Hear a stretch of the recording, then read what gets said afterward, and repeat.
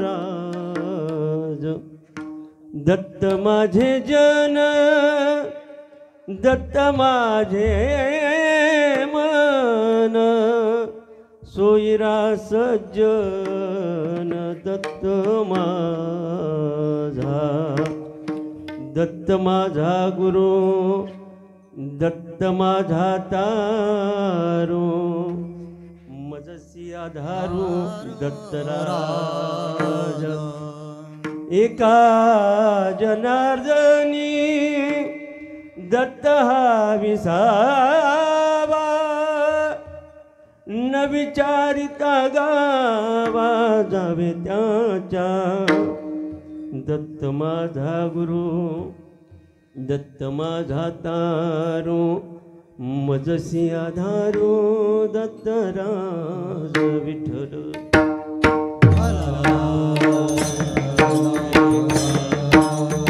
गुरुदेव गुरुदेव उमापती महादेव भगवान की जय श्री सद्गुरुनाथ महाराज की जय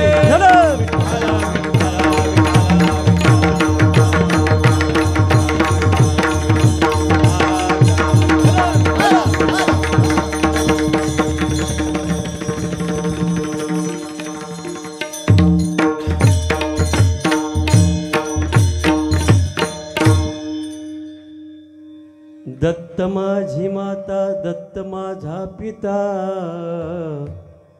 बहिणी बंधू चुलता दत्त माझा दत्त माझा गुरु दत्त माझा तारू मजसी आधारू दत्तराज समचरण सरोजम सांद्रनीलांबुदाभं जघननिहित पाणी मंडनं मंडनानां तरुणतुलसीमाला कंधरं कंजनेत्रं सदयधवलहासं विठ्ठलं चिंतयामि नमन माझे गुरुराया महाराज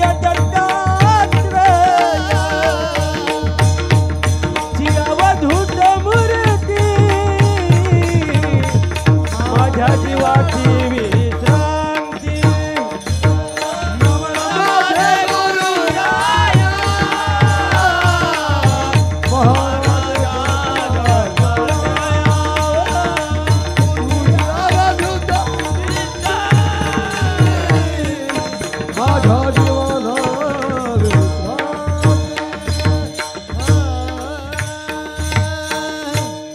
ध्यानमूलं गुरुमूर्तिं पूजामूलं गुरुपदा मंत्रमूलं गुरुर्वाक्यं मोक्षमूलं गुरुकृपा अज्ञानतिमिरान्धस्य ज्ञानाञ्जनशलाकया चक्षुरन्मिलितनेन तस्मै श्रीगुरवे नमः कलावन्यजीवोद्धरार्थावतारं कलाङ्काङ्कतेजोधिकामोदिवक्त्रं कलानीशवादापनोदारदक्षं समाधिस्थमूर्तिं भजे ज्ञानदेवं नमो सद्गुरु तुकया ज्ञानदीपा नमो सद्गुरु सच्चिदानंद रूपा नमो सद्गुरु भक्त कल्याण मूर्ति नमो सद्गुरु भास्करा पूर्ण कीर्ती सेवे लागी सेवक झालो झालो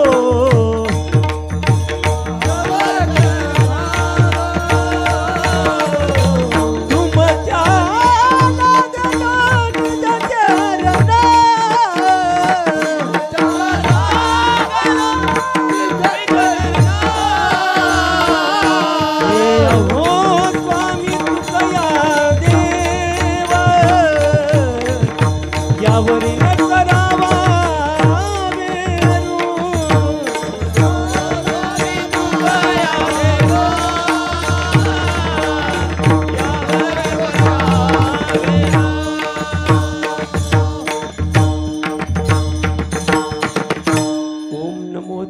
ईश्वरा करुणा करा दयाळा, तुमचा अनुग्रह लाधलो पावन झालो चराचरी, मी कळा कुसरी काहीच निर्णे, बोलतो वचने अतिभाविका, एका जनार्दनी तुमचा दास, त्याची आस पुरवावी, वचन ऐका कमळापती,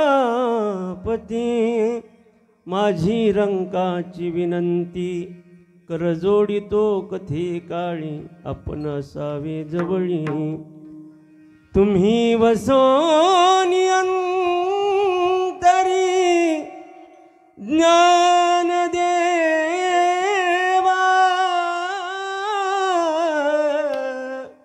ज्ञान देवा,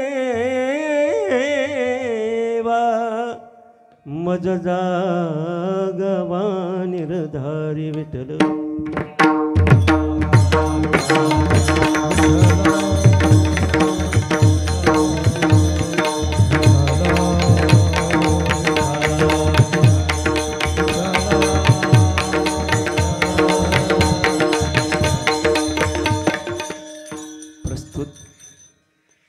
प्रसंगी प्राप्तस्थळी निरूपणाकरता, चिंतनाकरता, सेवेकरता सादर केलेला अभंग अगदी सर्वांच्या परिचयातील, पाठातील मुखोद्गत असणारा शांतीब्रह्म एकनाथ महाराजांचा गाथ्यातील 4 चरणांचा हा अभंग असून या अभंगाच्या द्वारा संत श्रेष्ठ एकनाथ बाबा या अभंगाच्या द्वारा आपला आणि देवाचा संबंध, ज्याला आपण नातं जोडणं म्हणतात, ते नातं सांगतात. विठ्ठल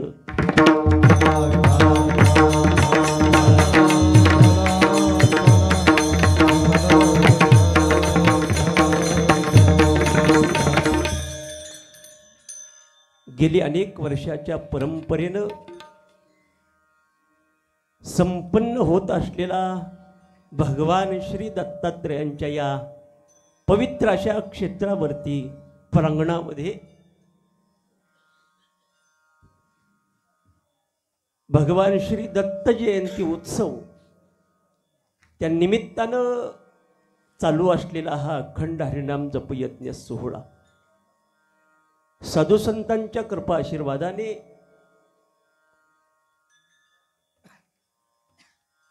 परिसरातील उपस्थित सर्व टाळकरी मंडळी, गायनाचार्य, मृदंगमणी, तबला वादक, हार्मोनियम वादक, चोपदार, विणेकरी, टाळकरी मंडळी आणि तुमच्यासारखे देवतुल्य श्रोतृवर्ग या सर्वांच्या पवित्र उपस्थितीमध्ये समापन्न होत असलेला हा भक्ती उत्सव, या भक्ती उत्सवाची आजची ही काल्याची पूर्वसंध्या, अर्थात भगवान दत्तात्रेयांच्या हा अवताराची ही वेळ आणि त्या निमित्तानं आपण त्यांचं आवाहन करण्याच्या हेतूनं नामचिंतनाचा त्यांच्या समोर केलेला छोटासा हा प्रयत्न कीर्तनाच्या माध्यमातून आपण पार पाडत आहोत. विठ्ठल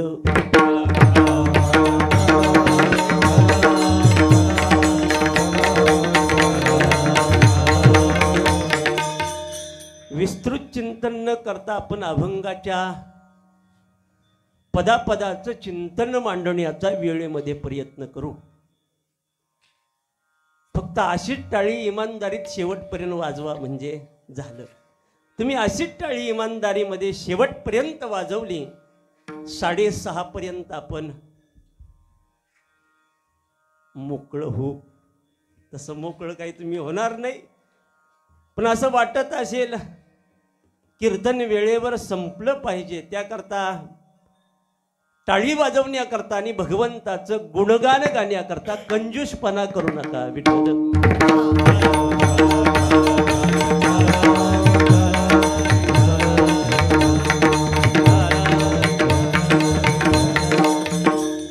भगवान दत्तात्रेयांशी आपला संबंध किंवा दत्तात्रेय आपले कोण आहेत हे नातं सांगणारा हा अभंग आहे.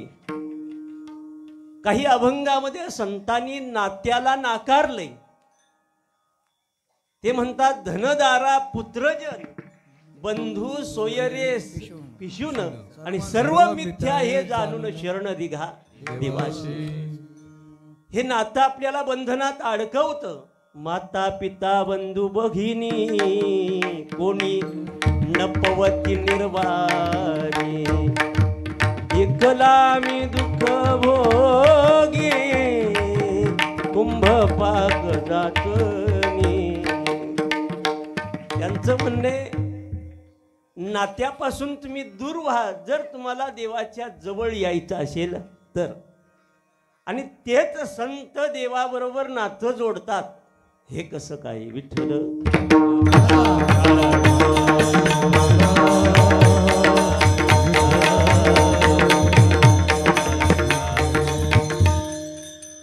याचं उत्तर आपल्याला काही तासाभरामध्ये देण्याचा आपण प्रयत्न करू. ज्या वेळेला आपण उपासना करतो ना, ती उपासना आपण देवाची करत असताना आपण नेमकं देवाला काय मानतो याच्यावरती आपली उपासना ही फलद्रूप होत असते. मग तुम्ही देवाला आपली बहीण मानता, देवाला आपलं वडील मानता, देवाला आपलं आई मानता का देवाला आपला भाऊ मानता. हे जोपर्यंत मानत नाही तोपर्यंत उपासना फळाला जात नाही. देवाशी काहीतरी आपलं नातं असलं पाहिजे. देव आपला कोणतरी आहे असं आपल्याला वाटलं पाहिजे. म्हणजे अनेक साधू संतांनी उपासनेचं मर्म या भारतीय संस्कृतीमध्ये अनेक धर्मग्रंथ आहेत ज्याच्यामध्ये उपासना कशी करावी हे सांगितलेले. पण आपल्याला ज्ञानेश्वरी घ्यायला वेळ नाही, आपल्याला गाथा हातात घ्यायला वेळ नाही, आपल्याला दासबोध हातात घ्यायला वेळ नाही, हरिपाठाला वेळ नाही. विठ्ठल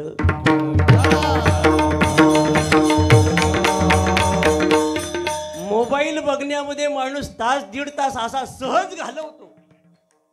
एकाने असं म्हटलं, रील बघण्यामध्ये माणसानं रिअल लाईफ कशी जगायची हेच विसरून गेला. विठ्ठल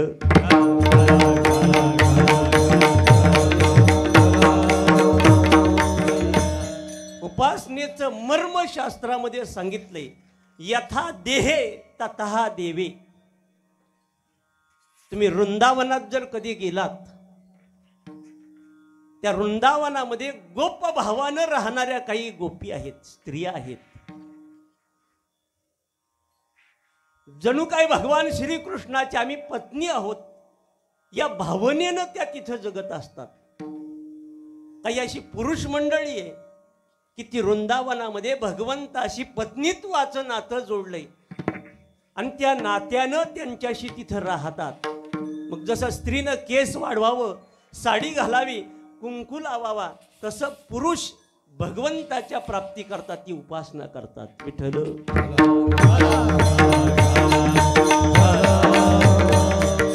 काही अशा स्त्रिया आहेत की त्यांना असा पाळणा घ्यावा घरी, भगवान श्रीकृष्णांची छोटीशी बाळमूर्ती आणायची, जणू काय तो आपला मुलगाच असं समजायचं आणि त्या कान्हाला रोज आंघोळ घालायची, कपडे घालायचे. आपल्याला भूक लागली की समजावं त्याला भूक लागली. आपल्याला जसे नवीन कपडे परिधान करायचे तसं त्यालाही नवीन कपडे परिधान करायचे. जसं यथा देहे तथा देवे, तसंच देवाला या कलियुगात ज्यांना नामावतार म्हणून म्हटलं जातं, ब्रह्मचैतन्य गोंदवलेकर महाराज यांच्या जीवनातला प्रसंग आहे. एक म्हातारी महिला त्यांच्याकडे आली, म्हटले अक्षरशः या संसाराचा मला उभं आलाय, नकोसं झालंय, असं वाटतंय घर सोडून कुठेतरी दूर निघून जावं, छोटीशी झोपडी बांधावी आणि त्याच्यामध्ये कृष्ण कन्हैयाच्या बरोबर राहावं, त्याची पूजा करावी, बाळरूपानं का होईना त्याच्यावर प्रेम करावं. त्यांनी म्हटलं, अगं वेडे, मग त्याच्याकरता घर सोडून जाण्याची गरज काय? घरात तुझा नातू आहे ना, त्या नातवालाच कृष्ण समज आणि तुझ्या घरालाच ती झोपडी समज. न लगती सायास जावे वनांतरा, सुखे तो घराला. विठ्ठल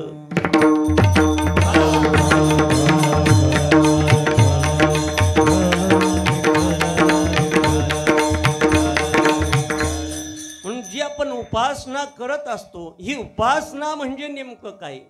तर त्याचं शास्त्राने उत्तर दिलं, यथा देहे तथा देवे. जसं देहाला वेळेला लागतं तसं देवाला सुद्धा त्याच वेळेला देणं ही खऱ्या अर्थानं काय आहे? उपासना आहे. म्हणून प्रत्येक साधू संतांनी उपासनेचं मर्म आपापल्या गाथ्यामध्ये आपापल्या ग्रंथ भांडारामध्ये आपल्याकरता देऊन ठेवलेले, फक्त आपण पाहायला तयार नाही.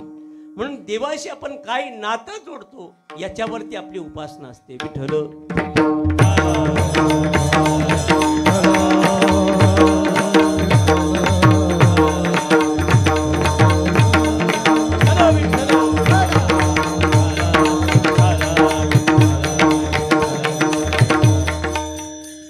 जोपर्यंत नातं जोडत नाही, ऐका, नातं कशा करता एकनाथ महाराजांनी जोडलंय त्याचं उत्तर तुम्हाला देतो.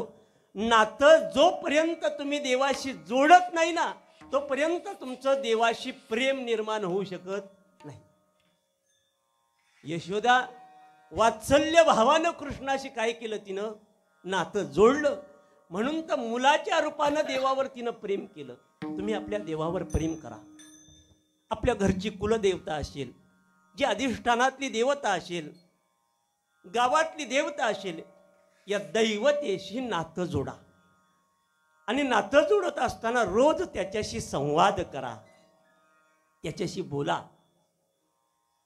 आपल्या बोलण्यानं कधी का होईना तो आपल्याशी बोलल्याशिवाय राहणार नाही. रोज घरातून जाता येता आपल्या घरच्या देवाला सांगून निघावं. ऐकलं का? देवा गोळेवाडीला जाऊन येतो, देवा खोपोलीला जाऊन येतो. तुम्ही जिथं जाल तिथं देवाला सांगून जा. एक दिवस तो म्हणेल लवकर घरी येऊ का, मला करमत नाही. गोंदवलेकर महाराजांच्या जीवनात घडलेला प्रसंग आहे. देवाशी रामाशी अत्यंत जवळीक त्यांची होती. आणि त्या जवळीकतेनं एक दिवस ते म्हणाले, अरे रामा 8 दिवस बाहेर चाललोय बरं का.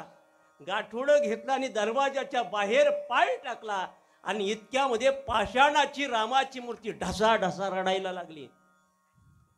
देवाच्या डोळ्यात अश्रू आले आणि पुन्हा गोंदवलेकर महाराज माघारी फिरले आणि रामाला कडकडून मिठी मारली, तुला सोडून मी कुठं जाणार रे. काही नातं असेल. देव देव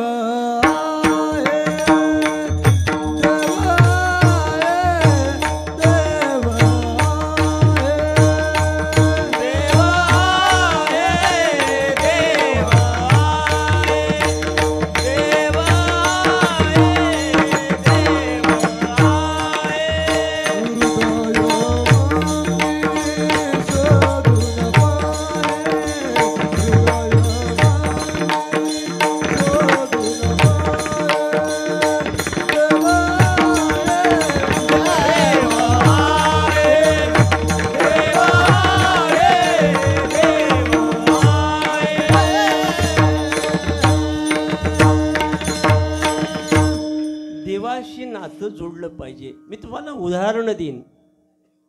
आळंदीमध्ये प्रज्ञाचक्षु गुलाबराव बाबा अंध होते डोळ्यानं, पण ते ज्ञानोबारायण आपलं वडील मानायचे आणि भगवान श्रीकृष्णाची मी पत्नी आहे या भावनेनं ते आळंदीत राहायचे. साडी घालायचे, केस वाढवलेली, भलं मोठं कुंकू लावायचे. एक दिवस लोकांनी त्यांना विचारलं, का हो तुम्ही ज्ञानोबारायण वडील मानता, तुम्हाला तर डोळ्यानं दिसत नाही, पण एक सांगाल का तुम्ही? म्हण काय? तुम्ही ज्ञानोबारायण कधी पाहिलंय का? काय विचारलं? ज्ञानोबारायण कधी पाहिलंय का असं विचारल्याबरोबर ज्ञानोबारायांचं तंतोतंत त्यानं एक चित्र रेखाटलं. अजूनही तुम्ही ज्ञानोबारायांच्या मंदिरात जर कधी गेलात ना आळंदीला, तर प्रवेशद्वारातून पाऊल आतमध्ये टाकलं की समोर विणामंडप आहे. या विणामंडपामध्ये उजव्या भिंतीला जे चित्र लावलंय खऱ्या अर्थानं ते ज्ञानोबाराय आहेत. हे गुलाबराव बाबांनी नात्यातून सांगितलं. विठ्ठल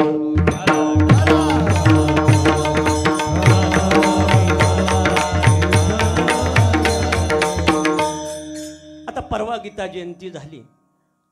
नात्याशिवाय, नातं जोडल्याशिवाय गुरु सुद्धा आपल्याला ज्ञान देत नाही.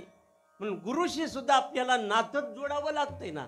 व्यक्ती म्हणून त्याच्याकडे न पाहता तो गुरु आहे, कोणतरी तत्व आहे. या उपाधी माझी गुप्त चैतन्याचे सर्वगत ते तत्वज्ञ स्वीकारिती ते वर्तती दिसती देही परिदेहिना माझ्या ठाई.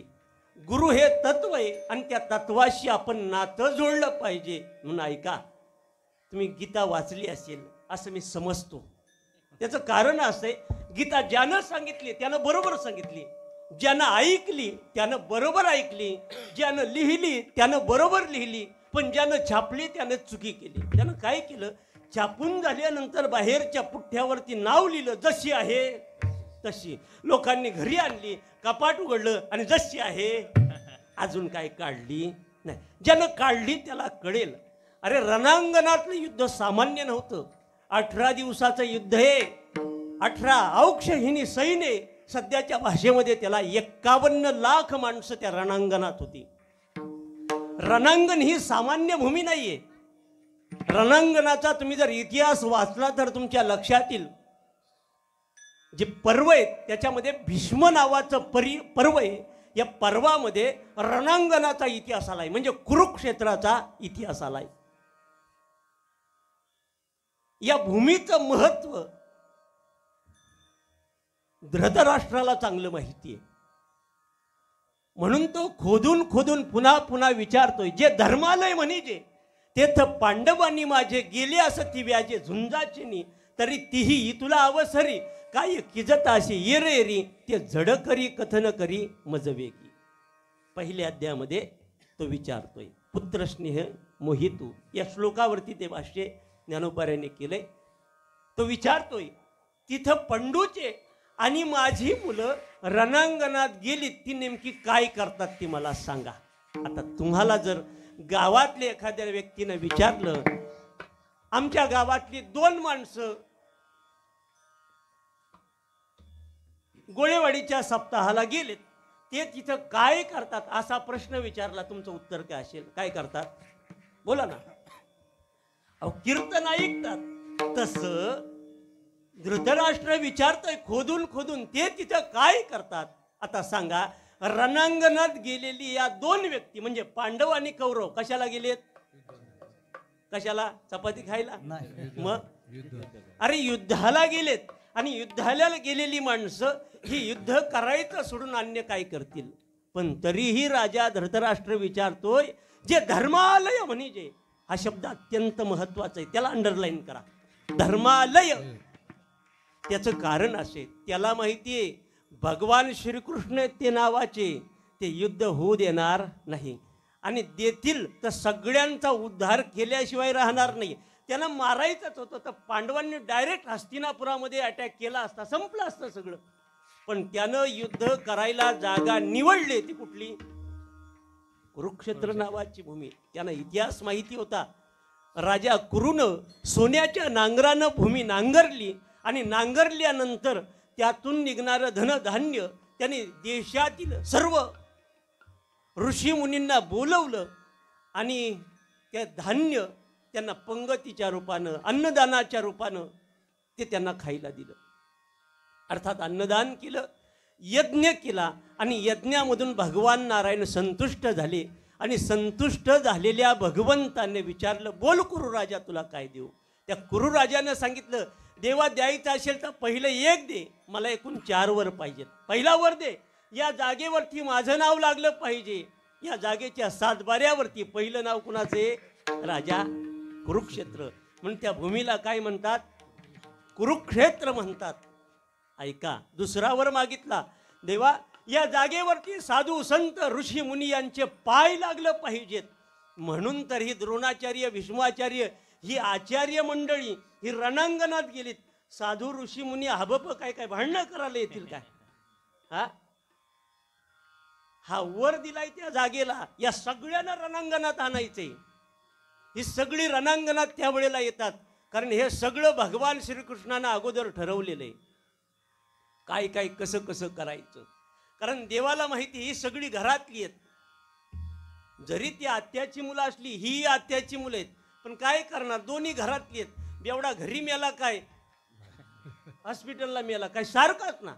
देवानं विचार केला, हे कौरव इथं मेलं काय, पण इथं मरण्यापेक्षा तिथं मी त्यांचा उद्धार केल्याशिवाय राहणार नाही. म्हणून देवानं ठरवलं. ऐका, तिथं वर मागितलाय 3रा वर, देवा या जागेवरती भांडणं होऊ नये. काही सांगितलं, या जागेवरती भांडणं होऊ नये, पण झालीच तर धर्माने व्हावी. म्हणून गीतेची सुरुवात कशी आहे? बोला की, धर्मक्षेत्रे आणि मग कुरुक्षेत्रे. त्यानं सांगितलं हे धर्मक्षेत्रे. ऐका, धर्मक्षेत्र त्याला म्हणतात. युद्धाचा नियम होता, एका माणसानं एकालाच मारायचं, एकानं 10 जणांना मारत सुटायचं नाही, किंवा 10 जणांनी त्याच्या मागं लागायचं नाही. पण हा नियम कौरवांनी तोडला आणि अभिमन्यूला फसून मारलं चक्रव्यूहामध्ये. म्हणून तर देवाने हे युद्ध नाईलाजास्तव करावं लागलं.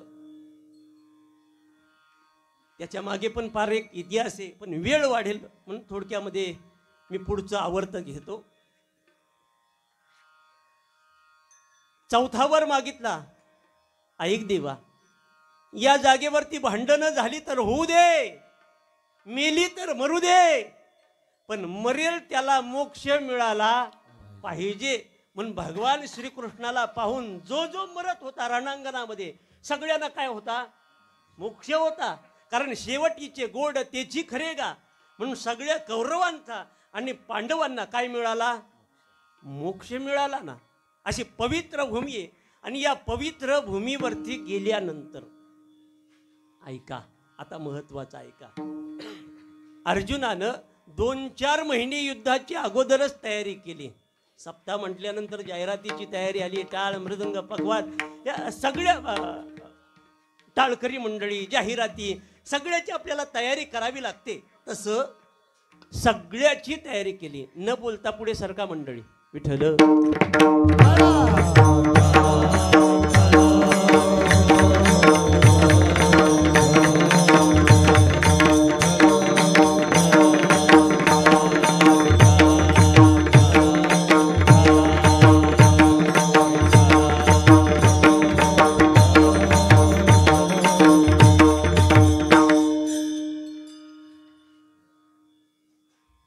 अर्जुनानं देवाला सांगितलं, देवा युद्धाची तयारी झाली. झालं, देवाने समझोता करून पाहिला, पण ते कौरव काय ऐकायला तयार नाही. शेवटी युद्धाचा दिवस ठरला आणि त्याप्रमाणे सगळे कौरव समोर आणि एका बाजूला पांडव. पांडवांचं सैन्य कमी आहे, त्यांच्या 11 अक्षयहिनी आणि यांचे 7, असे मिळून किती झाले? 18. देवाला अर्जुनानं सांगितलं, देवा सेनयोरु भयोर मध्ये रथम स्थापयमे अच्युत. हे अच्युता, हे कृष्णा, काय कर, दोन्ही सैन्याच्या मध्यभागी नेऊन रथ उभा कर. आणि दोन्ही सैन्याच्या मध्यभागी सांगितल्याप्रमाणे तो रथ नेला. आणि रथ जसा नेला तसं अर्जुनानं समोरची मंडळी पाहिली आणि हातपायच गळून पडले. गांडीवम संस्रते हस्तात त्वक्चैव परिदय्यते. हातातलं गांडीव नावाचं धनुष्य ते खाली कोसळलं, पडलं. त्याचं कारण अर्जुनाला घरच्यांना बघून काय झाला? बोला ना, तुम्ही काय टेन्शनमध्ये आहात का? काय झाला बोला की. अहो, मोह उत्पन्न झाला. घरची मंडळी पाहिली, मामे भाऊ, आत्ते भाऊ, सख्खे भाऊ, ही सगळी घरातली मंडळी पाहिली. द्रोणाचार्य, भीष्माचार्य, ज्यांच्याकडे ज्ञान शिकलोय त्यांना मारायचं देवा, हे मला मान्य नाही. देव म्हणतात अर्जुनाला, अर्जुना, अरे शहाणा तरी म्हणविशी. स्वतःला शहाणा म्हणून घेतो. तुला जर एवढं कळत होतं तर घरून निघताना हा विचार करायचा ना. ऐका, काय झालं, एकाचं लग्न जमत नव्हतं. बऱ्याच मुली पाहिल्या, लग्न जमेना त्याचं, आणि करता करता त्याचं लग्न जमलं. जमल्यानंतर मग मंगलाष्टकाची वेळ आली. अंतरपाठ मध्यंतरी धरला.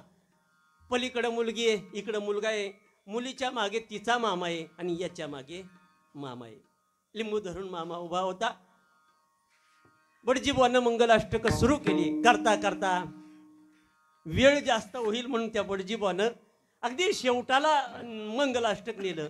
आली लग्न घटी समीप नवरा शुभमंगल शुभमंगल सावधान. हेच तेच वाजवायला होते तिथं काय. त्यांना बरोबर माहिती आहे. शेवटची मंगलाष्टक म्हटली आणि आता तासेवाले यांना सावध करायचे, पाहुण्यांना सावध करायचे, दोघांचं मिलन होणार, हार एकमेकांच्या गळ्यात घालण्याची वेळ. आणि एवढ्यामध्ये त्या मुलानं मागच्या मामाला असं वळून सांगितलं, मामा मुलगी मला पसंत नाही. कधी सांगितलं? कधी? शेवटची घटका आहे. लग्न आता झाल्यात जमाय, मागच्या मामाला सांगते, मामा मला मुलगी पसंत नाही. मामा म्हणतो, अरे 25 वेळा तू महडला गेला, 50 वेळा पालीला गेला, तिला घेऊन व्हॉट्सअपला रात्रभर बोलला, फेसबुकला बोलला, ट्विटरला बोलला, आणि आता म्हणतो मी लग्न करणार. हा, अरे तुझ्या पायात जसा नवीन जोड आहे ना, तसा माझ्या पायात पण नवीन जोड आहे. आता तुला लग्न करावं लागेल. नांदायचं का नाही ते आपण पुढं बघू. अर्जुनाला देव ही भाषा सांगतात, अर्जुना आता रणांगणात आलाय, तुला युद्ध करावंच लागेल. आता त्याला पर्याय नाही. देवा पण मला नाही रे जमणार. ही सगळी घरातली माणसं आहेत. कसं काय? आचार्या पितर पुत्र ही सगळी घरातली, शाला संबंधीनच तदा घरातली माणसं. देवानं सांगितलं आता जमणार नाही. पांचजन्य ऋषिकेशो देवदत्त धनंजय, तू ताऱ्या वाजल्या, सगळी तयारी झालेली आहे, आता तुला युद्ध करावं लागेल. अर्जुन गडबडला. एवढा निवात कवचांचा ठाव फोडीला तो अर्जुन सामान्य नव्हता, पण महामोहे कवळीला. सांगितलं एवढं मोहानं कवळला, काय करावं कळेना असं झालं. आणि मग सांगितलं, देवा तूच मार्ग सांग. देवानं सांगितलं, तसं ज्ञान देणार नाही, अगोदर बोल तू कोण आहेस. अर्जुनानं सांगितलं, ऐक देवा, आता मी तुझ्याशी नातं जोडतो. अर्जुन म्हणतोय, शिष्यस्तेहम शाधिमाम त्वाम प्रपन्नम. देवा मी तुझा शिष्य झालोय. पिताहमस्य जगतो माता धाता पितामह. आता तूच माझी आई आणि तूच माझा बाप, तूच माझा कृष्ण माझी माता, कृष्ण माझा पिता, बहीण बंधू चुलता कृष्ण माझा. आता देवा तूच मला हे ज्ञान दे. जसा अर्जुनानं देवाशी नातं जोडलं, अगदी एकनाथ महाराजांनी याच न्यायाने ते नातं आपल्या अभंगाच्या पहिल्या चरणात सांगितलं. दत्त माझे माता, दत्त माझा पिता, दत्त माझे माता, दत्त माझा पिता, दत्त माझी माता, दत्त माझा पिता, दत्त माझी माता, दत्त माझा पिता.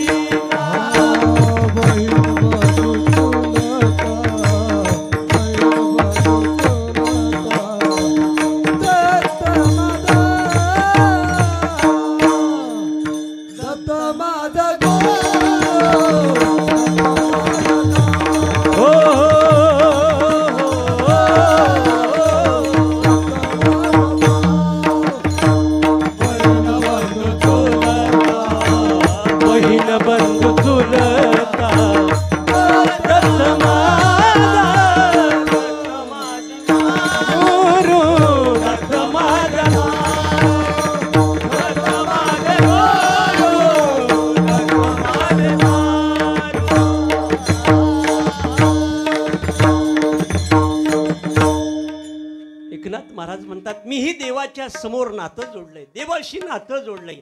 दत्त माझी माता, दत्त माझा पिता, बहिणी बंधू चुलता दत्त माझा. दत्तच माझं सर्वस्व आहेत. नात्याचा कळशच केलाय. हा, एवढं नातं. दत्त माझे जन, दत्त माझे मन, सगळं नातं पहा ना तुम्ही. त्याच्यामध्ये स्वैरा सज्जन हे सगळे दत्तच आहेत. काही नातं जोडलंय. हा ऐका, पण पहिलं नातं जोडलंय ते मातेचं आणि पित्याचं, बहिणीचं, बंधूचं आणि चुलत्याचं. कुणाशी नातं जोडलंय? बोला की. मी काय वर्गणी मागतोय का? मग बोला ना. कुणाशी नातं जोडलंय? देवाशी नातं जोडलंय. ऐका, तसं नात्याचं म्हणजे गुरुचे प्रकार सांगितले श्रुतीमध्ये. 11 प्रकार सांगितले साधारण. त्याच्यामध्ये आई गुरु आहे, वडील गुरु आहेत, भाऊ बहीण चुलता मामा सासरा हे सगळे गुरुच आहेत. पण ऐका, ते गुरु कधी त्यांच्याकडून ज्या दिवशी आपल्याला प्रबोधन होईल त्या ज्ञानाच्या माध्यमातूनच ते आपले कोण आहेत, गुरु आहेत. विठ्ठल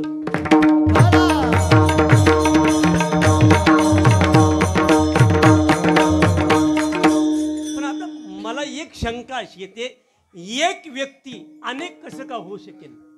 एक व्यक्ती आई होऊ शकेल का बाप होऊ शकेल? बोला की. हा, एक व्यक्ती आई आईच असू शकते आणि बाप बापच असू शकतो. एकनाथ महाराज म्हणतात, दत्त माझी माता आणि दत्तच पिता. कसं काय? कसं आहे, जनकत्व एकाकडे असतं आणि पालकत्व एकाकडे असतं.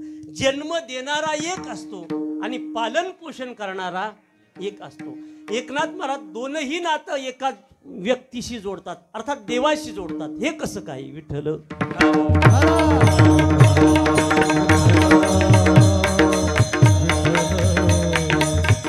तर त्याचं कारण असं आहे, शास्त्रामध्ये आपले 3 गुरु सांगितलेत. पहिलं गुरु वेद आहे, दुसरं गुरु संत आहेत आणि तिसरं गुरु भगवंत आहेत.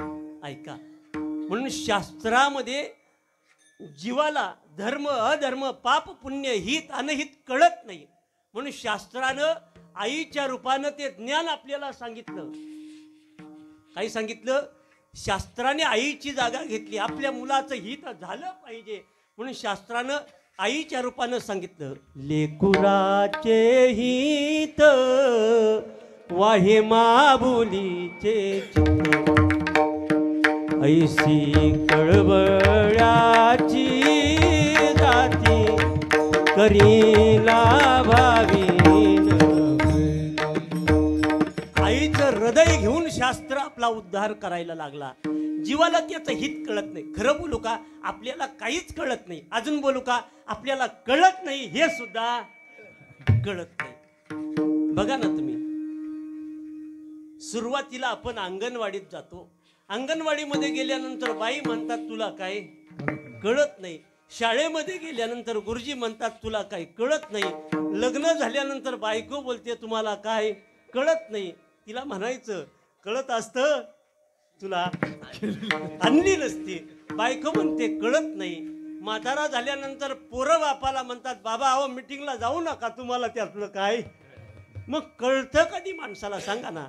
ते कार्यक्रम होते, त्याची हेडलाईन होती, सारे कळत न कळतच घडले. आपला प्रवास असा आहे. आणि हे कळण्याकरता आपण शास्त्र वाचलं पाहिजे. शास्त्रामध्ये धर्म अधर्म पाप पुण्य हित अनहित सगळं सांगितलंय. शास्त्र पिताही होतो म्हणून आपल्याला अधिकाराने सांगतं सत्यम वद, ते खरं बोला. शास्त्र आपल्याला सांगतं, शास्त्र सांगतं मांस खाऊ नये, मदिरा पिऊ नये, व्यसन करू नये. हे कोण सांगतं? शास्त्र. म्हणून जनकत्व जसं त्यानं सांभाळलंय तसं पालकत्व सुद्धा कुणी सांभाळलंय. म्हणून माऊली म्हणतात, नाही श्रुती परवती माऊली जगा. माऊलीसारखी म्हणजे श्रुतीसारखी माऊली या जगात दुसरी कोण नाही. एक पहिलं कोण सांगितलं, वेद आपली आहे, दुसरं संत आपली आहेत. तुकाराम महाराजांनी बोलत असताना असं म्हटलं, तुम्ही संत माय बाप कृपावंत, तुम्ही संत माय बाप कृपावंत, तुम्ही संत माय बाप कृपावंत, तुम्ही संत माय बाप कृपावंत. कीर्तिवानु कायम्या बंदीन, कीर्तिवानु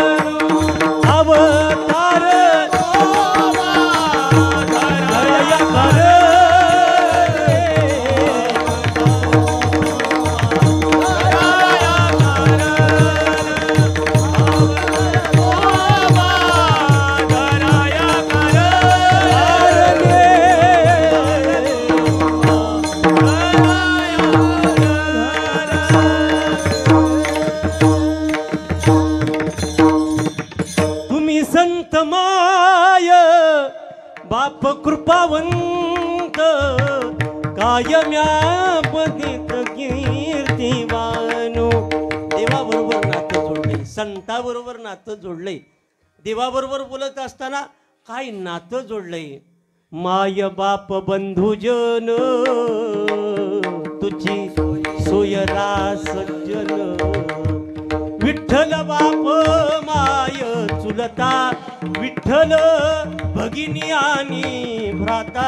विठ्ठले विन चाड नाही गोता, तुका म्हणे आता नाही दुसरे. ज्ञानोबाराय म्हणतात, अरे सकळ ही गोत माझे पंढरीशी जाण. माझं सगळं गणगोत जर कुठं असेल तर साक्षात पांडुरंग आहे, तोच माझं सर्वस्व आहे. देवाबरोबर नातं जोडलंय. कारण ही सगळी मंडळी आपल्याला जनकत्व देतातच, पण पालकत्व सुद्धा सांभाळतात. ऐका, मुलगा कुणापासून होतो? आईपासून होतो. तसं या तिघांनी आपल्याला मुलगा दिला. ऐका, बोधपुत्र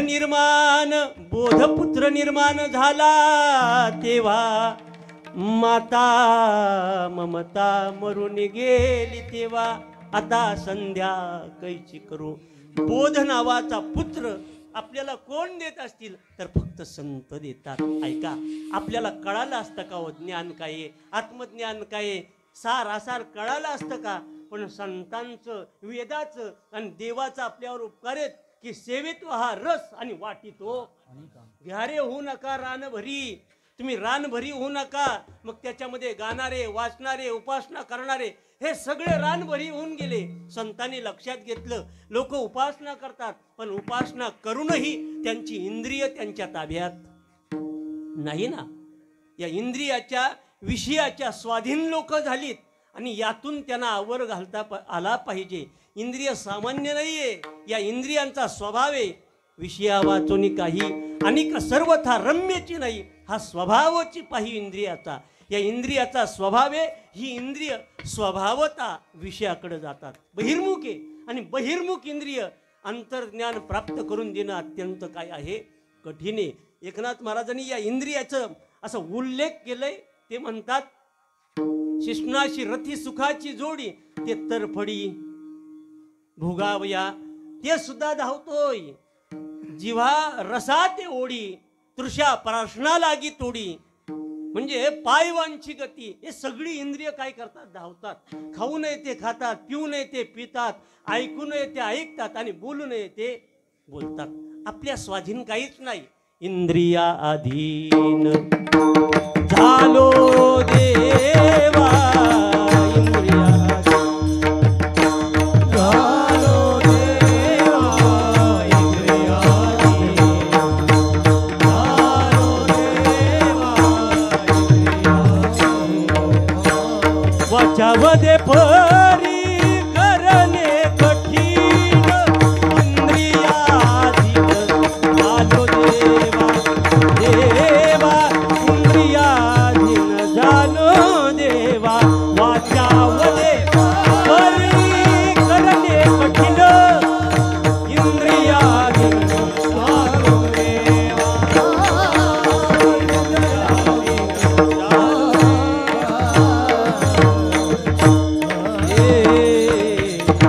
वाचावदे परी करणे कठीण, इंद्रियाधीन झालो देवा. ही इंद्रियाची आम्ही अधीन झालेली माणसं आहोत. आमचा उद्धार कुणी केला असता सांगा ना. काही इंद्रिय या भगवद्गीतेमध्ये पहा, प्रज्ञा हरती, आपल्या बुद्धीचा निश्चय इंद्रिय टिकू देत नाही. मन ही इंद्रिय विषय हे मनाला असे भुलवतात आणि मन आपल्या बुद्धीचा निश्चय टिकू देत नाही. म्हणून बघा तुम्ही, भल्या भल्यांना यानं तुका म्हणे येणे, बहु नाडीने शहाणे, बहु नाडीने शहाणे, बहु नाडीने शहाणे.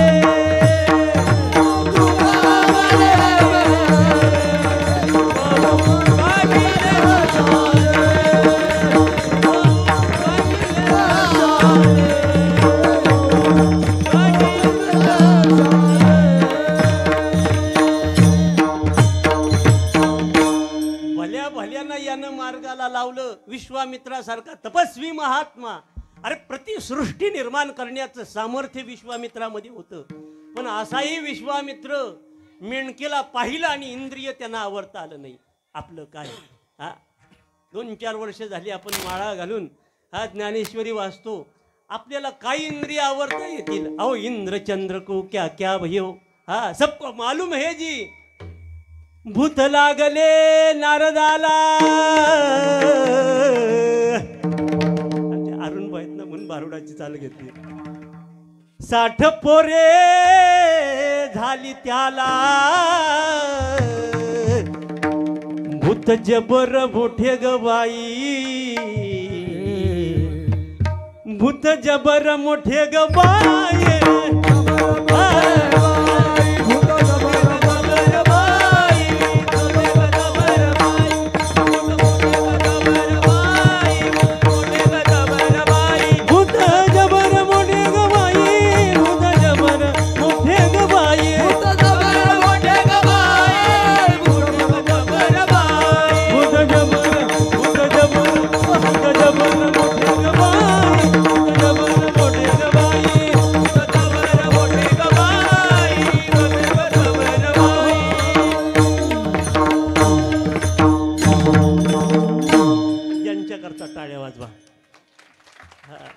कसली युक्ती त्यांना टिकवले, सोपं नाहीये. यांच्याकरता पण एकदा टाळ्या वाजवा. हे लहान बाळ गोपाळ आहेत ना, त्यांच्याकरता टाळ्या वाजवा. ऐका, कलाकारांची चाल वगैरे बोलून झाली, वाजवणी चांगली वाटली ना तर सरळ टाळी वाजवायची. का त्याच्या कलेला तुम्ही दाद द्या. कलेला दाद दिलं ना का वाजवणाऱ्याचं गाणाऱ्याचं मन भरून येतं. ऐका, त्यांना नारळ नाही ना दिला, त्यांना राग येणार नाही, पण त्यांना पॉकेट नाही ना दिला,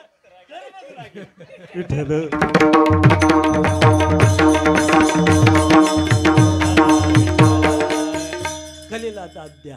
ऐका, ही इंद्रिय आहेत महाराज, आवरता आली नाही. बलवान इंद्रिय ग्रामो विद्वांस समपी करिष्यती, महाभारतातला श्लोक आहे. ऐका, एक दृष्टांत सांगतो आणि सेवा आटोपती घेतो. काय लवकर आपण सुरू केलं पाहिजे. आता मला वाटायला लागलं, उमेश महाराज पुढल्या वर्षी लक्षात घ्या, 4ला सुरू झालं पाहिजे. तरी दादा माझ्या मागं लागलेलं. टायमिंग किती आहे? आमचे रणदिवे साहेब लवकरच आले, बरीच मंडळी लवकर आली. आता मीच लेट आलो, त्याला काय करणार? त्याचं कारण आमचे वाजवणार उशीर येणार होते ना, म्हणून मी थांबले. काय झालं? विद्वांस समपी कर्षती बलवान इंद्रिय ग्रामो, हा महाभारतातला श्लोक आहे. हा श्लोक व्यासांनी लिहिला आणि लिहिल्यानंतर तिथं जैमिनी बाजूला होते. नीट ऐकाव का, मी काय विनोदाच्या भाषेतून आज कीर्तन करत नाही. तुम्हाला जेवढं नातदेवाशी सांगता येईल आणि कसं काय जनकत्व आणि पालकत्व संत सांभाळतात, देव वेद कसं सांभाळतात हे सांगायचं.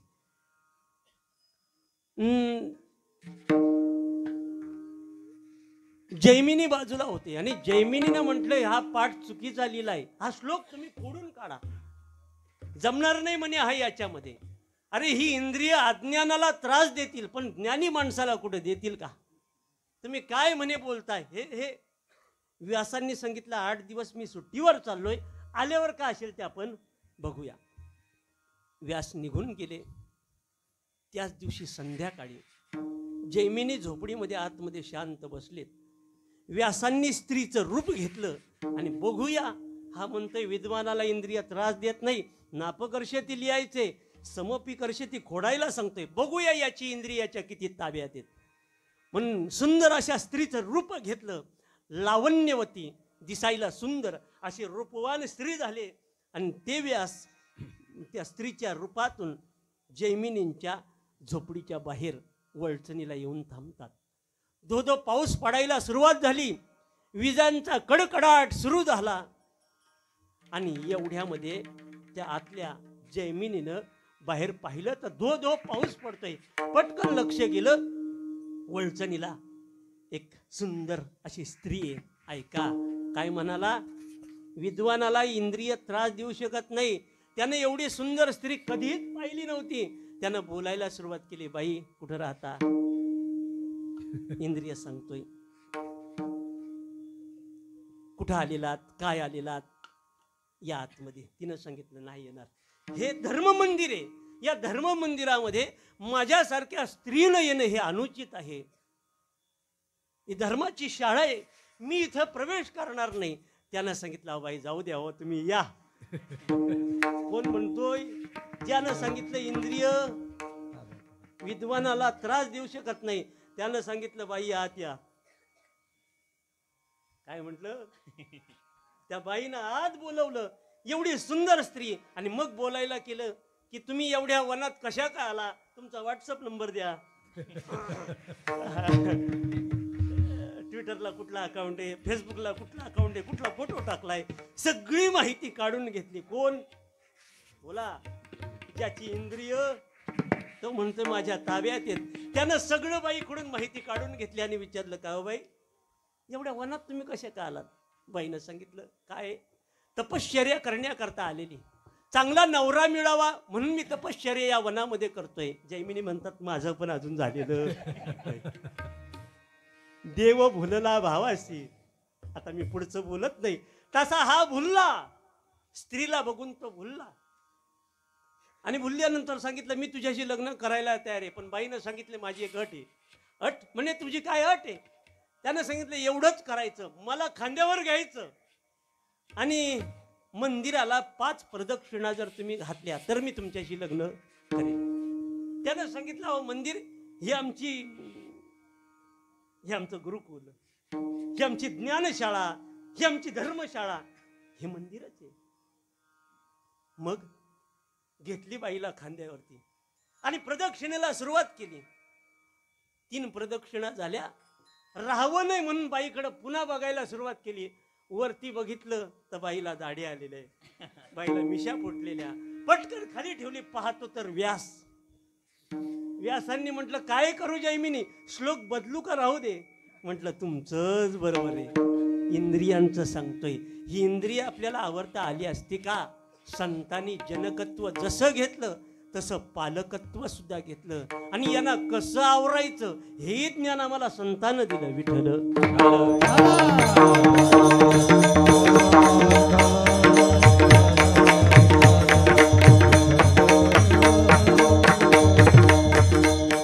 म्हणून नात्यामध्ये त्यांचं नातं श्रेष्ठ का मानलं? जनकत्व व्यवहारामध्ये एकाकडे असतं, पालकत्व एकाकडे असतं, जन्म देणारा एक असतो आणि पाळणारा एक असतो. पण याच्यामध्ये दोन्ही भूमिका साक्षात भगवंत घेतात. म्हणून दत्तच माझी माय आहे आणि दत्तच माझा बाप आहे एवढं नसून दत्त माझी बहिणी, दत्त माझा बंधू, दत्त माझा चुलता. ज्या वेळेला नात्यामध्ये एखाद्याकडून आपल्याला प्रबोधन जसं मिळत असतं ते ज्ञान गुरुच्या रूपानं आपण घेतलं पाहिजे. म्हणून तो गुरु नसून साक्षात देव आहे. म्हणून त्या नात्यानं का होईना आपलं नातं देवाशी जोडलेलं आहे. देवा तूच माझं सर्वस्व आहे. दत्त माझी माता, दत्त माझा पिता, बहीण बंधू चुलता, दत्त माझा. नातं काय असतं सांगू का? ही आमची गुरुकुलची पोरं आहेत. मी वावशीला असतो, हे गुरुकुलात असतात. माझी भेट चुकून असते. चुकून म्हणण्यापेक्षा मी जास्त नसतो, आमचे भागवत महाराज जास्त असतात. मी चुकून एखाद्या महिन्यातून गेलो तर नाहीच शक्यतो जात. पण हे जर मला भेटले ना तर पहिला प्रश्न विचारतात महाराज वस्तीला येऊ का? तसं काही नातं काहीच नाही. बरं एक जण नाही, ते एकाचं ठरलेले महाराज माझ्या मागे एवढे जण आहेत. मग हे 4-4, 5-5 जण किती येतात? कधी 6 जण येतात, कधी 5 जण, काही नाही. पण मला एक कळत नाही, बाईबाबांच्या बरोबर हे ओढून नेलं तर ते घाबरून भीतीनं जातात. माझ्याबरोबर काय येतात तर माझ्या नंतर लक्षात आलं ते बाबांना जास्त घाबरतात.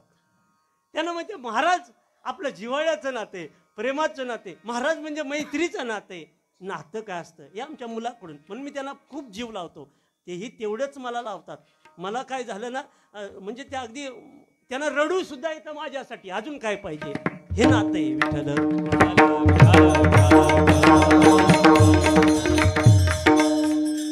खूप सेवाभावी येतो का आमची पोरं. ते त्यांच्या अशा दिसण्यावर जाऊ नका. पोरं म्हणजे आमची मी मी देवाला दत्तात्रेयान सांगेल यांना कुणाची दृष्ट पण लागू देऊ नको रे. अशी पोरं आहेत आमची. असं वाटतं मग मला कधी कधी वाटतो देव करतो ते खरंच बरं करतो.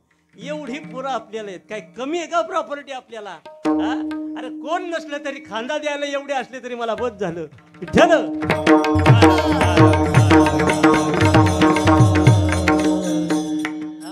पण व्यवहारातल्या नात्यापेक्षा हे संबंधानं जे नाती जोडली जातात ना, खरंच फार नाती अत्यंत महत्त्वाची असतात.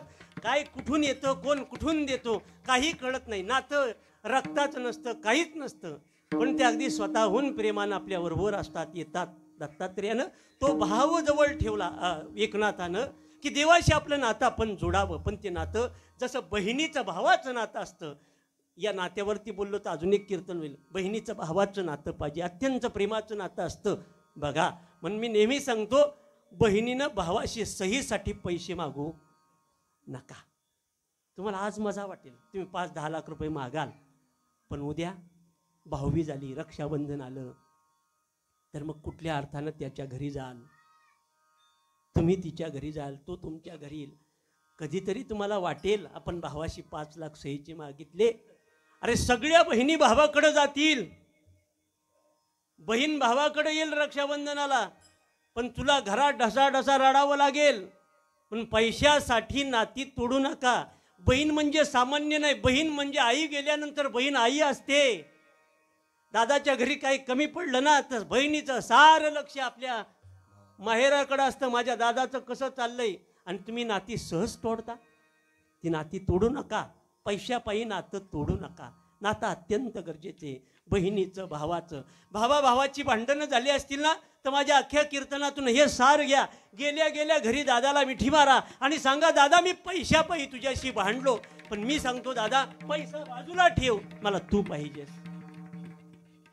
पैसा आज उद्या मिळेल पण गेलेला भाऊ हातातला बहीण पुन्हा मिळणार नाही. आणि पत्नीचं नातं असेल, भावाचं मुलाचं नातं, हे विकू नका तुम्ही पैशानं. तुम्ही एक व्हा. एक बोलू का, आपण मेलो ना, नाही गाव रडायला आलं तरी चालेल मी म्हणेल, पण आपली भावकी आपल्या जोडीला पाहिजे. अरे कोण कोणाला खांदा द्यायला येई नाही. ते एका ठिकाणी एक माणूस मेला ना तर समोरच्या माणसानं सांगितलं याचं प्रेत अंगणातून जाऊ द्यायचं ना. अरे तो मेला आहे, मेल्यावर तुम्ही दुश्मनी ठेवता, काय म्हणावं तुम्हाला? तुमच्यात माणूस आहे का शैतान आहे? माणसानं अरे खरा तो एकची धर्म जगाला प्रेम अर्पावे. प्रेम द्या ना एकमेकाला. गरज आहे, दादाला तुमची गरज आहे, ताईला दादाची गरज आहे, आईला मुलांची गरज आहे, मुलाला आईची गरज आहे. हे नातं मी बऱ्याच वेळेला पाहतो, आई एकाकडं बाप एकाकडं. अरे तुम्ही त्यांच्या काय वाटण्या करताय? त्यानं काय एकमेकावर प्रेम केलं नाही? ते एकमेकाशिवाय कधी त्यांचं हृदय जुळलेलं नाही का? त्यानं एकमेकावर प्रेम केलं. तुम्ही सरळ वाटण्या करता, आई एकाकडं बाप एकाकडं. मी बऱ्याच वेळेला पाहतो मुलं जर कुठं बाहेर असतील ना, दोघं म्हातारी घरात असतात आणि कानाकोपऱ्यात सगळीकडे पाहतात. मुलगा आज येईल उद्या येईल आणि मग त्या आशेनं ती ढसा रडतात, चारी भिंतीच्या कोपऱ्यावरती पाहतात.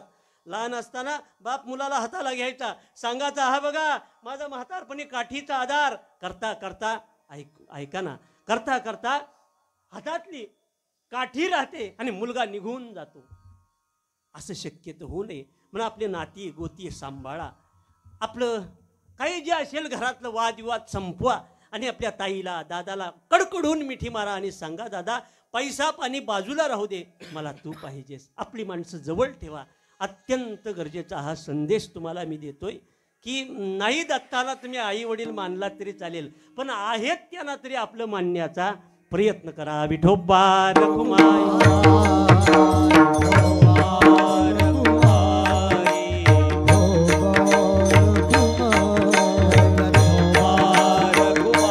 विठोबा रखुमाई विठोबा रखुमाई विठोबा रखुमाई विठोबा रखुमाई विठोबा रखुमाई विठोबा रखुमाई विठोबा रखुमाई.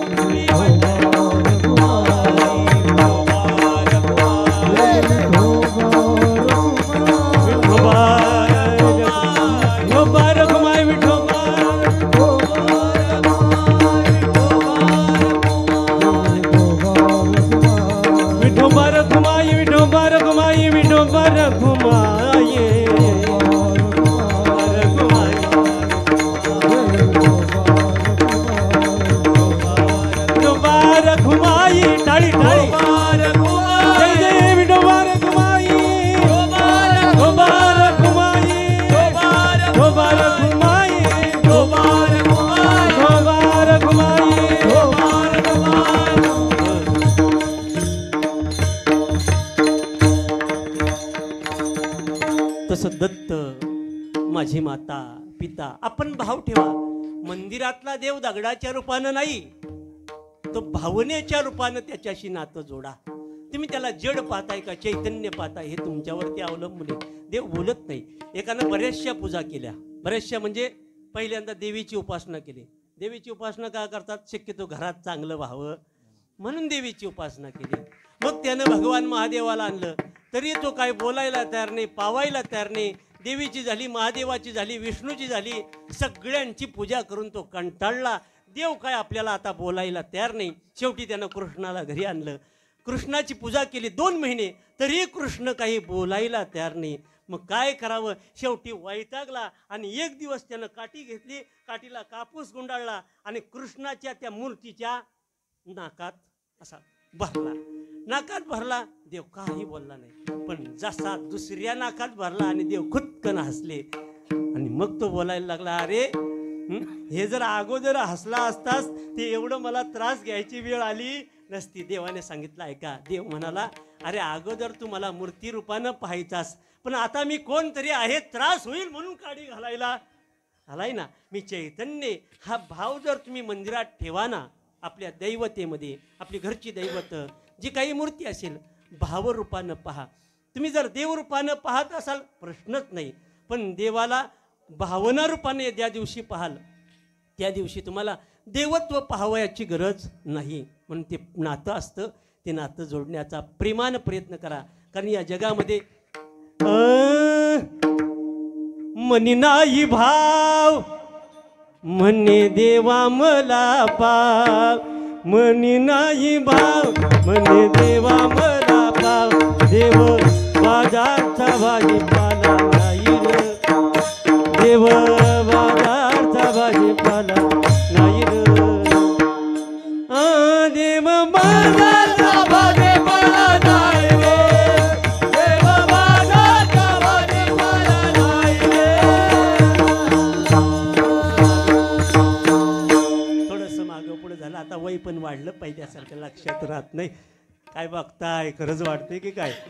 ऐका, मनामध्ये भाव पाहिजे. कालच्या महाराजांनी चिंतन मांडलं, भावामध्येच देव आहे आपण असं समजून ते भावनेनं त्याच्याशी दत्त माझा गुरु, दत्त माझा तारू, मजसी आधारू दत्तराज. आता गुरु, तारू आणि आधारू याच्यावरती स्वतंत्र चिंतन आहे. पण आता लोकांसारखं बोलायचं पुढल्या वर्षी बघू, म्हणजे तारीख फिक्स राहते. दत्त माझे जन, दत्त माझे मन, सोयरा सज्जन दत्त माझा, एका जनार्दनी दत्त विसावा. विसाव्याचं ठिकाण जर आपल्या जीवाचं कोणतं असेल तर साक्षात दत्त, अर्थात ते निर्गुण स्वरूप, ते तत्व. त्या तत्वापर्यंत हा जीव पोहोचत नाही तोपर्यंत या जीवाला शांतता मिळत नाही. जशी गंगा समुद्राला मिळत नाही तोपर्यंत तिचं जीवन परिपूर्ण नाही, तसं हा जीव त्या तत्वाशी मिळत नाही तोपर्यंत परिपूर्ण नाही. लहान मूल रडायला लागलं ना, ते सगळे घेतात, तो रडायचं थांबत नाही, पण आईनं उचललं की रडायचं थांबतं. तसं आपलं मूळ स्वरूप काय असेल तर दत्त, अर्थात त्या 3 गुणाच्या पलीकडे असणारा हा दत्तात्रय, अर्थात निर्गुण निराकार, त्या तत्वाशी जो व्यापक रूपानं चराचरामध्ये भरलेला आहे, याच्याशी आपलं एकरूप व्हायचे म्हणून हा उत्सव आपण साजरा करतोय, की जेणेकरून देवाचं आणि आपलं नातं अनन्य झालं पाहिजे. तेने विन जीवा सुख नव्हे. आपल्याला सुख प्राप्त होणार नाही म्हणून न विचारिता गावा जावे त्याच्या. मग काही कुणाला विचारायची गरज नाही, आपणच त्याच्या गावाला स्वतःहून जायचं. कारण आत्मकल्याणाचं साधनच साध्यच जर का असेल तर देवत्वाची प्राप्ती विठ्ठल.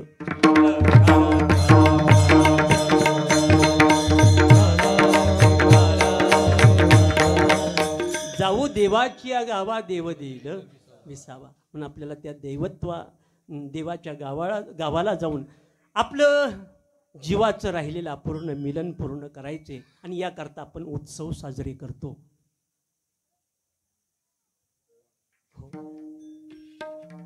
उत्सव साजरे करण्यामागचा हेतू असतो, विस्कटलेली मन एक झाली पाहिजेत. इतर वेळेला या गावात जर तुम्ही आलात ना तर असं वाटतंय गावच नाही. पाहतो ना संध्याकाळच्या वेळेला जर तुम्ही इतर दिवशी कधी आलात ना तर अख्ख्या या आळीमध्ये लाईट नाही कोण लावत.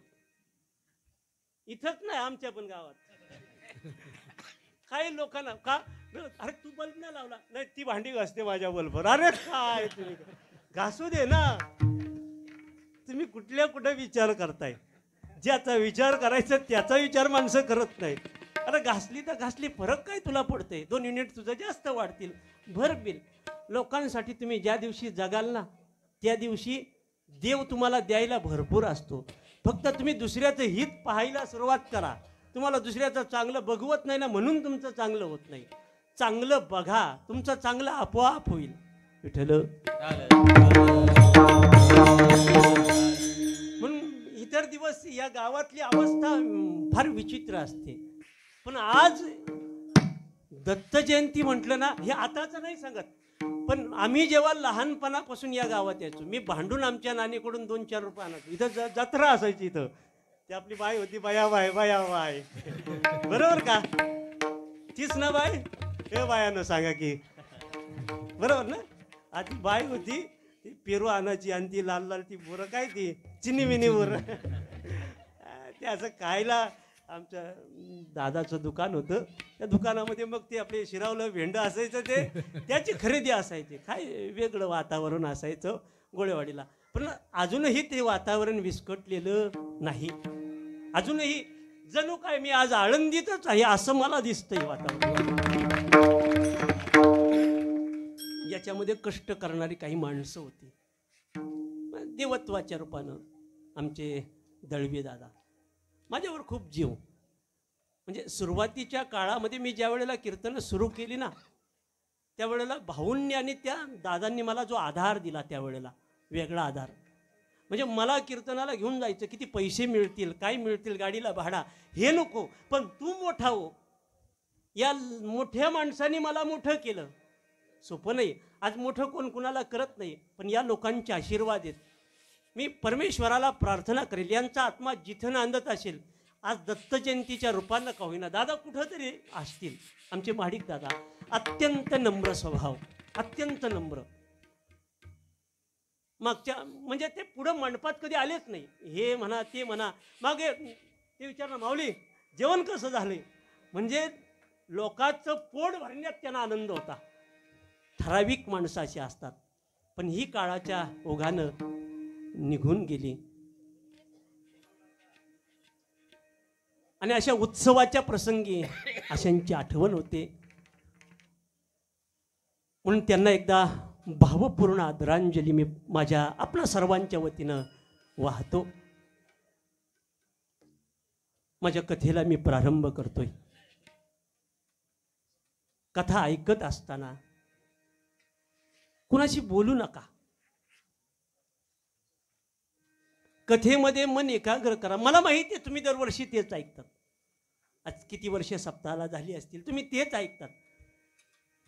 ऐकतात म्हणून तुम्हाला कानाला ऐकायला काय कडू वाटलं का बोला की वाटतं असं वाटतं का सांगूच नाही महाराजांना अरे सुंदर आहे ते ध्यान रूप पाहता लोचनी किती वर्ष झाले अजून माणसाला बोलावंसं वाटतंय अरे किती गाणी आली आणि निघून गेली पुष्पा आला तो पण निघून गेला दुसरा आला तो पण निघून गेला म्हणजे पुष्पा 2 हो आता पाहिजे असेल त्याला कळेल आली गाणी निघून गेली पण संतांचं वाङ्मय जसंच्या तसं अजरामर राहिलं म्हणून कथा कीर्तन ही श्रवण करायची पण मनाचे कानी ऐकावे आणि बुद्धीचा डोळा देखावे हे साठोवाटी करून घ्यावे चित्ताची अर्जुना ऐक तो ऐकतोस ना पण मनाचे कान देऊन ही कथा ऐक मी म्हटलं ना या बाया ऐकणारच नाही हा 12 गाड्याची खडकडना 2 बायाची बडबड सारखी कथेमध्ये विचलितपणा उद्या करणार माझ्यात विचलितपणा आला तर मग अगदी वेगळा होईल कारण मला अशावरती बोलायला लय आवडतं हां ते महाराज परवा दिवशी बोलले म्हणून मी तुम्हाला काय बोलत नाही ते 1500चं नाही तर माझ्याकडलंही वेगवेगळे येते तरी बोलू का तुम्हाला अरे मला बायकोला 1500 आलं तिला झोप नाही तिने सकाळीच मला पेपर घेऊन झेरॉक्स काढायला पाठवलं गेलो त्या लाईनला आदिवासी महिला होत्या मी अगदी मस्त गेलो होतो म्हणतो अहो महाराज त्यांना पुढं घ्या त्यांचं उद्या त्या आदिवासी महिला मला बोलल्या महाराज चुलीत जा काय बोलत काय आणि सांगू का, तिला पैसे आलं नाही ना, तिला दुखणं विचारा. आलेल्यांचं सोडा, पण जिला आलं नाही ना तिला झोप लाग नाही. 50 वेळा गेली ती, हे खातं उघड ते खातं, सगळीकडं खातं उघडलं, कुठल्याच खात्यात पैसे नाही. शेवटी कुठंच खातं नाही, मग पोस्टात पोस्टात पैसे आलं ना दिवाळीला, वा वा वा वा, हे म्हणायला लागले बोला तुम्हाला का आणू, बोला का आणू, आता बोला का आता पैसेच नाही येत तुम्हाला. आता तुम्हाला आमच्याशिवाय पर्याय नाही, आमच्याशिवाय पर्याय नाही. तुम्ही किती धावा, शेवटी नवऱ्याचं नातं ते नवऱ्याचं नातं आहे. विठ्ठल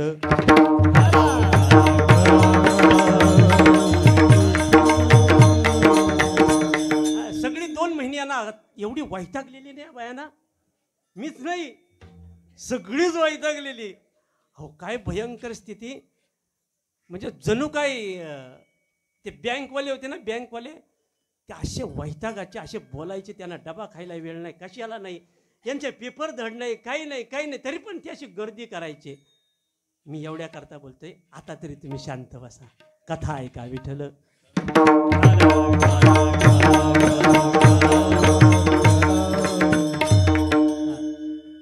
भगवान महादेव पार्वती मातेला अनुसया मातेची महती सांगतात. अनुसया तिला म्हणावं, जिच्यामध्ये असूया शिल्लक राहिलेला नाही, जिच्यामध्ये द्वेष शिल्लक राहिलेला नाही. अत्री त्यांना म्हणतात, म्हणजे नाही, 3 गुणाच्या पलीकडे 3 गुण संपलेले आहेत, रज तम सत्व, हे ज्याच्या अंगात येत महाराज म्हणतात याच जन्मी तो वाया गेला. तुका म्हणे ते सत्वाचे कारण.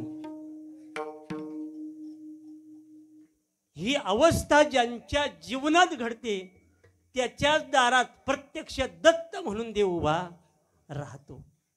विकार गेल्याशिवाय काम क्रोध आड पर्वत आणि अनंत राहिला पलीकडे, हे विकार आड येतात. यानं घालवून आम्हाला त्याची प्राप्ती करायची. या दोघांनी साधना केली आणि पतिव्रतेचं सामर्थ्य एवढं होतं की त्यानं तिच्या जीवनातली कहाणीच वेगळी आहे. म्हणजे 3 देव पाठी लागल्यानंतर काय स्थिती होते हे आख्यान वाचा. 3ही देवाच्या शक्ती एकीनं कमावल्या. ती पतिव्रता आहे, हे सगळं तिचं सामर्थ्य आहे. तुका म्हणे पतिव्रता तिची देवावरी सत्ता. मग ती सांगितली पार्वतीला, पार्वती माता ऐक, या भूतळावरती या त्रैलोक्यामध्ये अनुसयेसारखी पतिव्रता कोणच नाही. एवढं बोलल्यानंतर खरं सांगा, कुठल्या बाईला आपल्या बायकोला जर आपण सांगितलं दुसऱ्या बाईची महती तर आवडेल का? आवडेल का? असं बोलल्यानंतर ती गदागदा हसायला लागली. हसायला लागल्यानंतर देवानं सांगितलं, आता काय करणार, मी सांगून तुला थोडी पटणार आहे. नारद येतील आणि ते ज्या वेळेला तुला सांगतील ना तेव्हाच तुला तिचं महत्त्व कळेल. तिला आता अपेक्षा निर्माण झाली, नारद कधी येतील, 6:45 वाजून गेले, नारद कधी येतील, नारद कधी येतील. आणि एवढ्यात नारद हजर झाले. तिनं विचारलं, नारद म्हणे काय आश्चर्य असेल तर सांगा. नारद म्हणतात, या त्रैलोक्यामध्ये अनुसयेसारखी पतिव्रता मी अजून तरी कोणाला पाहिलेलं नाही. असं बोलल्यानंतर महाराज तिच्या लक्षात आलं की नारदासारखा महात्मा सांगतोय म्हणजे कुठंतरी सत्यता असली पाहिजे. मग विचारलं, तिथं हे पातिव्रत नष्ट करण्याकरता नेमकं काय करावं लागेल? काय नाही म्हणे, नवऱ्याला सांग. म्हणे काय सांगायचं? जा म्हणे तिच्याकडे भीक मागायला, भिक्षा मागायला जा, पण नग्न अवस्थेमध्ये आम्हाला ती भिक्षा खायला दे असं मागायला सांग. सांगितलं. आणि नारद मुनी तिथून निघाले, सावित्रीकडे येतात. घडलेला इतिहास सावित्रीला सांगतात. सावित्रीनं विचारलं, अरे आम्ही 3 पतिव्रता आहोत, सावित्री, लक्ष्मी आणि साक्षात पार्वती माता, आणि मला मान्य नाही म्हणे. मला एक सांगा, तिचं पातिव्रत्य कशानं नष्ट होईल? हाच पर्याय. काय म्हणतात, रोग अनेक दवा एकच. म्हणजे नवऱ्याला तिथं पाठव, नग्न होऊन भोजन मागायला सांग. बरं ठीक आहे. तिथून निघाले, वैकुंठात येतात. लक्ष्मीला तोच सगळा इतिहास झाला. सगळं झाल्यानंतर मग आता बायकांनी नवऱ्यासमोर आग्रह केला. बाळ हट्ट, स्त्री हट्ट, राजहट्ट पुरवण्याकरता देव निघाले. आपली वाहनं घेतली आणि वायूच्या वेगानं ते तीनही देव निघाले. काही अंतरावरती आपली वाहनं ठेवली आणि अनुसूयाच्या दरबारामध्ये त्यानं प्रवेश केला. आश्रमामध्ये समोरच अत्रि ऋषी होतं. हात जोडले, विचारलं काम काय काढलं आमच्याकडं? एक बोलू का? मंदिरात जाणं ही आपल्या परमार्थाची सुरुवात आहे, पण मंदिरातला देव आपल्या घरी येणं हा आपल्या परमार्थाचा कळश आहे, शेवट आहे. काही भक्ती असेल, साक्षात तीनही देव त्यांच्या दारात येतात. मन प्रसन्न झालं, आनंदी झालं. बोला काय देव? काही नाही, आम्हाला अनुसूया मातेचं दर्शन घ्यायचंय. हाक मारली, अनुसूया बाहेर आली. अरे तिन्ही देव माझे साक्षात समोर आहेत. आनंद वाटला. जपी तपी ऋषी मुनी रात्रंदिवस याचं ध्यान करतात. त्यांच्या स्वप्नात सुद्धा कधी तो आला नाहीस आणि असे देव प्रत्यक्ष माझ्या डोळ्यासमोर उभे आहेत. डोळ्यातून अश्रूच्या धारा व्हायला लागल्या. देवा बोला काय देऊ? त्यानं सांगितलं, आम्हाला तू स्वतःला पतिव्रता म्हणवतेस ना, तर एक काम कर, नग्न होऊन आम्हाला भोजन घाल. नग्न शब्दाचा अर्थ आहे जे अग्नीवरती शिजत नाही त्याला नग्न असं म्हणतात. अर्थात जे अग्नीवरती शिजत नाही ते फक्त आपल्या आईचं दूध असतं. अनुसूयेनं पतिव्रता होती, मंत्र सामर्थ्य शक्ती होती तिच्याकडं. तिनं तिघांच्या मस्तकावरती हात ठेवला आणि मंत्राने तिनंही लहान लहान ती बाळकं झाली, लहान लहान मुलं झाली. आणि मग तिनं आपले वेश घातलेला काढून त्यांना स्तनपान दिलं आणि स्तनपान झाल्यानंतर पाळण्यामध्ये टाकलं आणि सांगितलं, ऐका हे ब्रह्मदेवा, उत्पत्ती करून तू थकला असेल, आता आरामात झोप. बाळा जो जो रे, जो जो रे. त्याला झेपा घातला, पाळणं गायला सुरुवात केली. भगवान विष्णूला सांगितलं, अनेकांचा संहार केला असेल. महादेवाला सांगितलं, अनेकांचा तू विनाश केला असेल, आज तू आराम कर. करता करता या वात्सल्य भावामध्ये नातं का असतं बघा. 6 महिने होऊन गेले पण देवांना सुद्धा पूर्व रूपामध्ये येता आलं नाही. आईचं प्रेमच एवढं असतं. त्या आईच्या प्रेमामध्ये ते भुलले आणि 6 महिने त्यांना तिथून निघता आलं नाही. नारद या तिघींकडे पोहोचले. अभिमान झाले ना, आम्ही पतिव्रत आहोत, आमच्यापेक्षा श्रेष्ठ या त्रैलोक्यात कोणच नाही, आम्ही काही करू शकतो, शक्तीचे दाते आम्ही आहोत. नारदांनी सांगितलं, अरे तुम्ही काय करताय? 6 महिने झालं नवरं घरी नाही, तुम्हाला काय वाटतंय काय? म्हणे कुठे? अरे जा म्हणे. ती काय सामान्य वाटली का तुम्हाला अनुसूया? मी पहिल्यांदाच सांगितलेलं तुम्हाला, तुम्ही ऐकलं नाही. अरे तुम्ही तिघींचे पुतळे तिनं डाव्या पायाला बांधलेत, आता बघा जा, भोगा आपल्या कर्माची फळं. अहंकार करताय ना, तुमचे नवरे आहेत ना म्हणे, तुमचे पतिराज आहेत ना, जा तिच्या घरी, लहान मुलं म्हणून खेळतात. तिघी म्हणाल्या, बघू आता या अनुसूयेला आम्ही बघून घेतो. रागा रागानं तावा तावानं बाई निघाल्या. आता महिला त्या अनुसूयेला बोलायला लागल्या, तुला काही कळतंय का? अरे आम्ही शक्तिवान आहोत, आमच्या शक्तीमुळे ही सगळी उभी आहेत, या जगाचा व्यवहार शक्तीनं चालतोय. हे सगळं बोलणं झाल्यानंतर मग सांगितलं, आता आमचे पतिराज आणून दे. अनुसूया होती ती, पाळण्यातून तिने मुलं आणली आणि त्यांच्या पायाच्या जवळ ठेवली. बघितलं तर सगळी सारखीच, सगळी दिसायला सारखी. आणि सांगितलं, यातलं तुमचं आहे ते कोण निवडून द्या. सगळी शक्ती पणाला लावली, पण आपलं गिऱ्हाईक कोणते नाही कळालं, कुणालाच कळालं नाही. मग शेवटी त्या शरण आल्या. अनुसूया आज कळालं, तूच पतिव्रतेमध्ये समर्थ आहेस, श्रेष्ठ आहेस, आम्ही तुला शरण आलोत. आणि मग अनुसूयेनं आपल्या मंत्र सामर्थ्यानं, पतिव्रतेच्या सामर्थ्यानं डोक्यावरती हात ठेवला आणि पूर्व रूपामध्ये तिनंही देवांना आणलं. देव प्रसन्न झाले. आकाशातून सर्व देव पाहतात, अनुसूयेचं सामर्थ्य पाहतात. आणि जसं देव तीनही रूपामध्ये आल्यानंतर देवानं पुष्पवृष्टी केली, अत्रींवरती फुलं उधळली, अनुसूयेवरती फुलं उधळली की या जगात, या त्रैलोक्यात तुमच्या दोघांसारखं पवित्र असणारं बंधन आम्ही अजून कुठं पाहिलेलं नाही. आणि मग तीनही देवानं विचारलं, बोल अनुसूये, काय देऊ तुला? अनुसूयेनं सांगितलं, बोलू का? 6 महिने तुमच्या वात्सल्याच्या प्रेमात राहिले. तशी मला अगोदर 4 मुलं आहेत, पण तरी लहान मुलांमध्ये जो आनंद असतो तो वेगळा आनंद असतो. लहान मुलामध्ये, लहान मुलाचा आनंद आज्याला विचारा, त्या मुलाला विचारा, त्या नातवाला विचारा.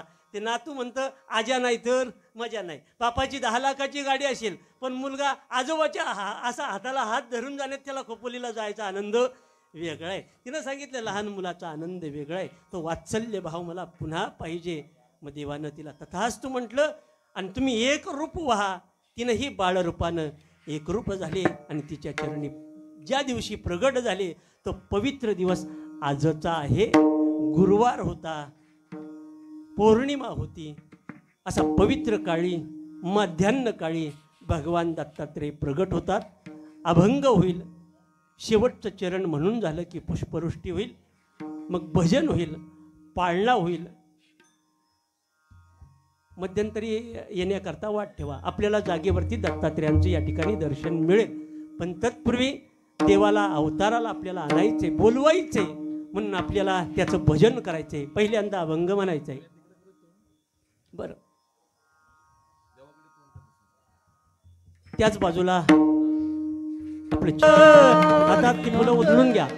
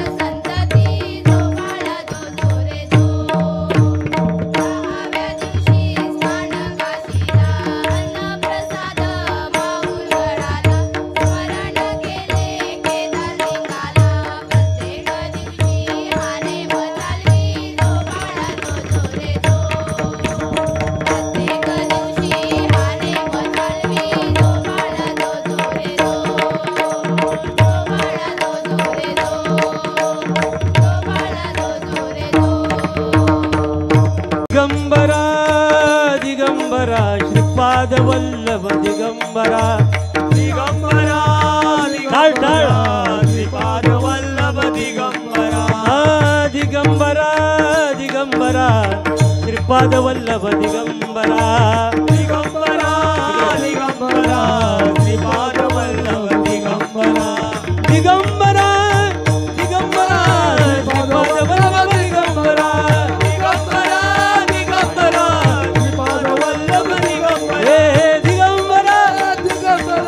श्रीपाद वल्लभ दिगंबरा दिगंबरा दिगंबरा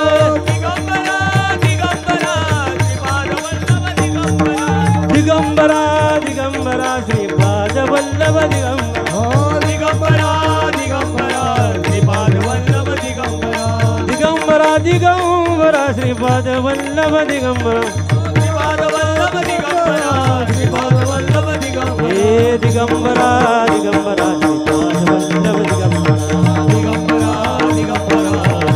वल्लभ दिगंबरा दिगंबरा दिगंबरा दिगंबरा दिगंबरा श्रीपाद वल्लभ दिगंबरा दिगंबरा दिगंबरा श्रीपाद वल्लभ दिगंबरा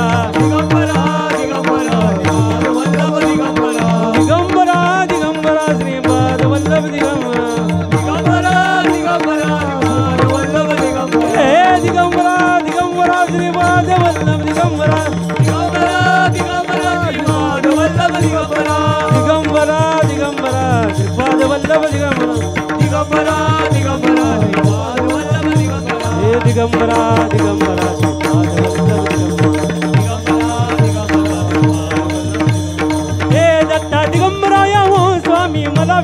द्यावं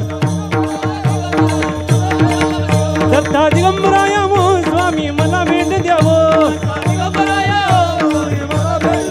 स्वामी मला भेट द्यावं स्वामी मला भेट द्यावं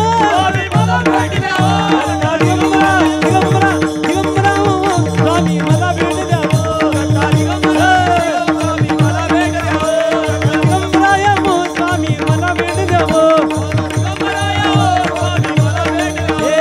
दिगंबरा दिगंबरा श्रीपाद वल्लभ दिगंबरा दिगंबरा दिगंबरा दिगंबरा दिगंबरा श्रीपाद वल्लभ दिगंबरा दिगंबरा दिगंबरा श्रीपाद वल्लभ दिगंबरा दिगंबरा श्रीपाद वल्लभ दिगंबरा दिगंबरा दिगंबरा श्रीपाद वल्लभ दत्ता दिगंबराया मोह स्वामी मला भेट द्यावं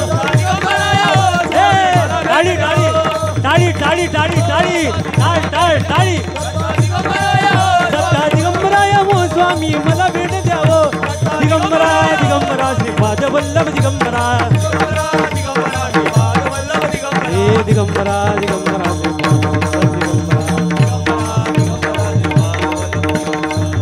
कुंडली कबरदार विठ्ठल ज्ञानदेव पंढरीनाथ भगवान माऊली ज्ञानेश्वर महाराज